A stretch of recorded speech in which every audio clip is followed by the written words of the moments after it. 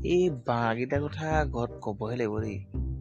মানে বিকি দিলে ভাল হ'ব। মেট্ৰিকৰ পাছত এইকেইটাকে বিকি দিওঁ নি ভাবিছো হেৰি। ঘূৰি ফুৰিছে যে এক্সাম পালে গম পা নব।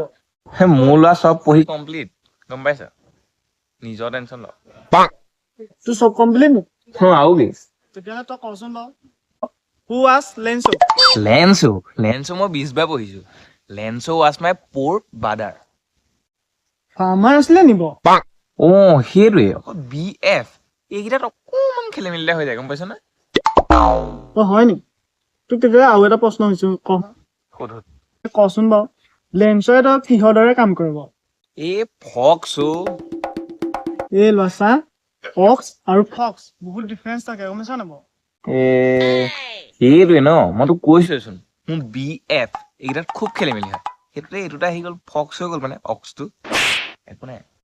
হ'ব দে, তই ইংলিছত কিমান পাৰ মই গম পালো বাৰু। এতিয়া লাষ্ট কুৱেশ্যন এটা হৈছে, তই সেইটো এনচাৰ দিবি হা। সুধ তই কচোন বাৰু কি? ইয়াণ্ডাবু সন্ধি কেতিয়া হৈছিল বাৰু? 92 হয় ন? তোৰ 2026। পাৰিছ এনেই তোক মই এক্সামৰ পিছত লগ পাম দেই। হ'ব।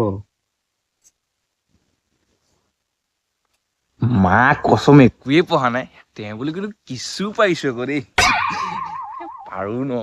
শুনচোন তোৰ কথা এটা কবলৈ থাকি গ'ল। কি কথা? মায়ে মানে মোক বেয়া লগৰ লগত থাকিব মানা কৰিছে।